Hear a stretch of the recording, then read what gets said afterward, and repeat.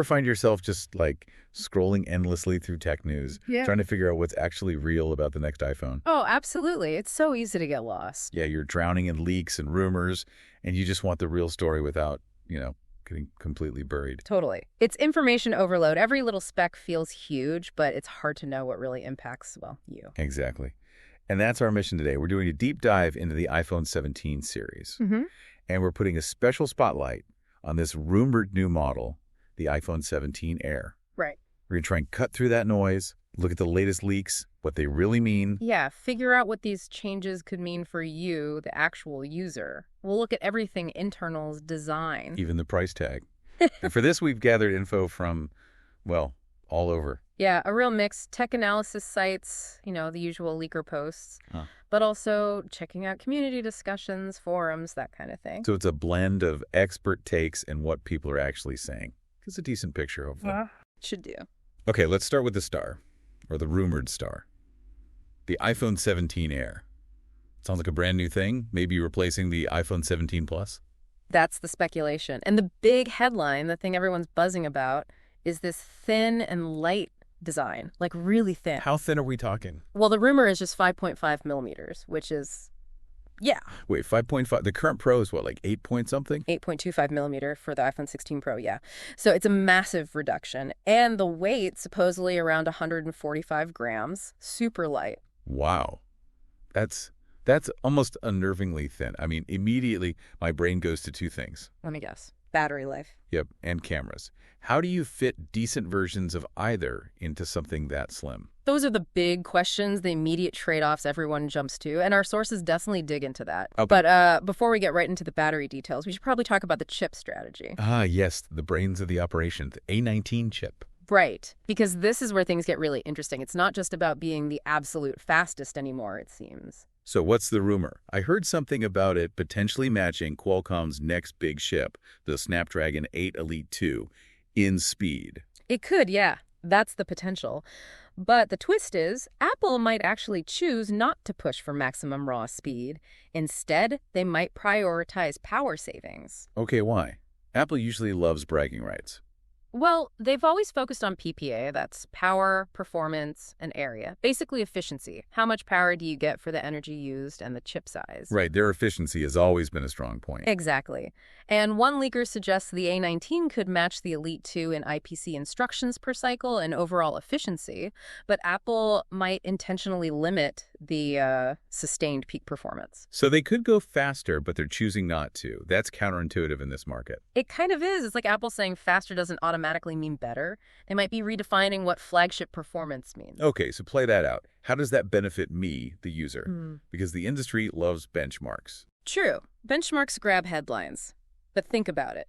A chip that screams on a benchmark but then throttles down because it gets too hot or drains your battery super fast. Is that really better for daily use?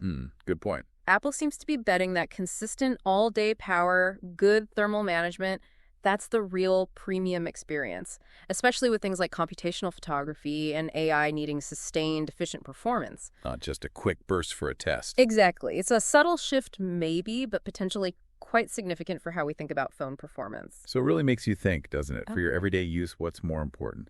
That top-end benchmark number you might rarely hit, or just solid, reliable battery life and a phone that stays cool? And that brings us right back to the battery, the big concern for the iPhone 17 Air. Yeah, because the rumored capacity sounds tiny. It does. Speculation is pointing to maybe 2,800 milliamp. Wow, okay. Context, the 16 Plus was, what, over 4,600 miller? 4,674 miller, yeah. And competitors. Samsung's S25 Edge is rumored around 3,900 milliamp. The Pixel 9, maybe 4,700 milliamp. So 2,800 is quite a drop. It really is. So how on earth are they planning to make that work? What's the magic trick? Well, there are two main things the sources are pointing towards. First, maybe new battery tech, silicon carbon batteries. Oh, interesting. First for Apple. Would be, yeah.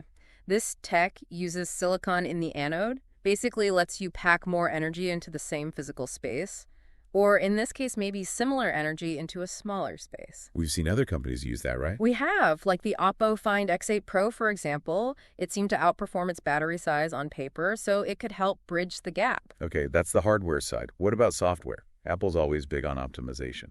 Absolutely. Their whole integrated hardware-software thing is key, but how much can software really do against physics? That's the million-dollar question, isn't it? It is, but sources mention things like a rumored iOS 26 feature, maybe called adaptive power, plus Apple Intelligence. So the phone learns how you use it.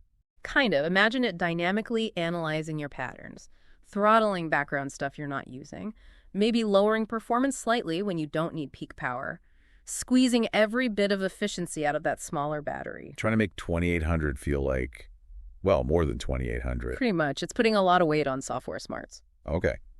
And looking at the community, how are people reacting to this potential trade-off? Thinness versus battery.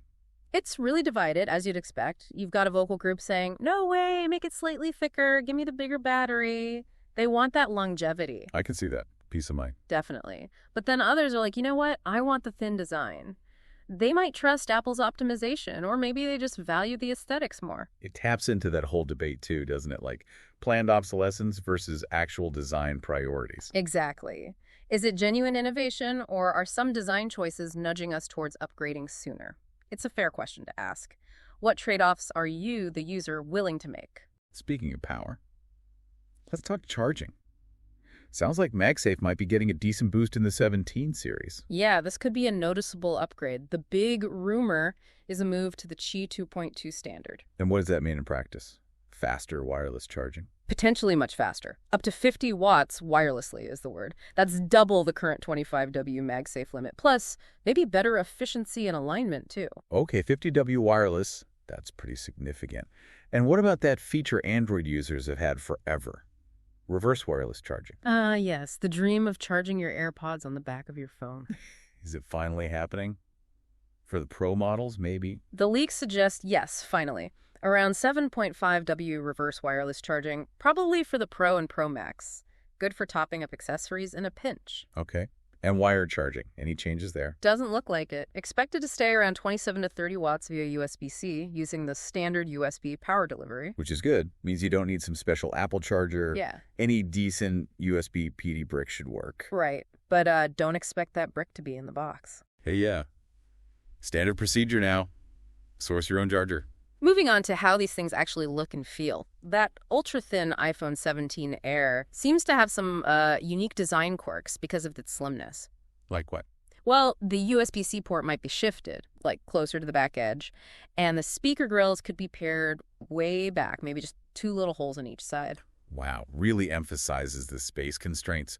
And it's expected to have just one rear camera, right? And go eSIM only everywhere. That seems to be the consensus, yeah. Yeah. But across the whole iPhone 17 line, there's a potentially big camera upgrade on the front. Oh, what's happening there? All models, even the base and Air, are rumored to get a new 24-megapixel true-depth front camera. Big jump from the current 12MP. Okay, that's a nice upgrade for selfies and FaceTime. What about the rear cameras on the Pros? The rumors there point to the camera bump, maybe expanding into a full-width bar or island across the back. Kind of. Different looking. A camera bar? And specs? The telephoto lens might get bumped up to 48 megapixels, just like the main and ultra-wide, so a full 48MP trio on the back of the Pros. Interesting. Now, what about the dynamic island? That little pill cutout, love it or hate it, any changes expected? This is where the rumors get messy. Some say it'll shrink, maybe thanks to new metalins tech. Metalins? What's that? Basically a way to use tiny nanostructures to manipulate light, potentially making camera components much smaller, so maybe a smaller cutout. Okay. But other sources say, nope, it's staying largely unchanged, so we'll have to wait and see on that one. Always the way. What about the display refresh rate? Still hoping for promotion across the board. That's another strong rumor, though, again, some disputes. But the hope is all iPhone 17 models, including the base and the new Air, finally get 120 Hz promotion displays. That'd be huge. Finally bringing that smooth scrolling to everyone. It really would be a welcome upgrade. And that camera bar design on the Pros. Yeah. How's the internet reacting to that? Oh, you know how it is. Wildly varied. Some people absolutely hate it, calling it ugly, comparing it to Pixel phones. Others are kind of digging it, saying it looks sleek or maybe even original. Apple definitely knows how to spark a design debate. They certainly do. It always gets people talking. Makes you wonder about the internal design debates they must have. Right. Okay, let's talk bottom line. Price and release date. What's the damage going to be for this super thin iPhone 17 Air? Well, the early whispers were kind of scary, suggesting it might cost more than the Pro model. Ooh, really? For a non-Pro phone? Yeah, seemed odd, but a more recent Bloomberg report puts it around $900, which, lines up more with the iPhone 16. Plus, it might be replacing. Okay, $900 makes more sense. How does that stack up against, say, Samsung? Their comparable Galaxy S25 Edge is expected to start around $1,100, so $900 could be competitive. But there's always a but. Tariffs, Good. manufacturing shifts. Could that push the price up? Yeah, that's the big unknown, the sort of geopolitical factor. These ongoing U.S. tariff situations, they could genuinely impact the final price you pay. How significantly? Well, some sources suggest a 25% tariff if it hits certain components or assembly could push that $900 Air over $1,100 easily. Ouch. Even with Apple moving some production to India. They are diversifying, yes, but the scale of moving everything out of potentially affected regions is huge. So if significant manufacturing stays put, those costs could definitely trickle down to us. Something to watch, then. And the launch timing. Still expecting the usual September slot. Looks like it. September 2025 announcement, pre-orders shortly after. Business as usual there. Okay, but I also heard a longer-term rumor about Apple maybe changing up their release schedule after the 17 series, starting with iPhone 18. Yeah, that's been floating around. The idea is they might split releases, maybe lower cost models in the first half of the year starting in 2026. And then Pro models, maybe foldables later in the year. Something like that. It would be a massive shakeup to their pattern and the whole industry calendar, really. Definitely something to keep an eye on down the road, but for now, iPhone 17. Right. And it's so important to remember always this is all based on leaks and rumors. Absolutely. Plans change. Things get canceled. Apple is famously secretive. Incredibly secretive. Until Tim Cook walks on stage, nothing is truly official. Makes analyzing all this fun, but definitely speculative. So pulling it all together, what does this mean for you listening right now?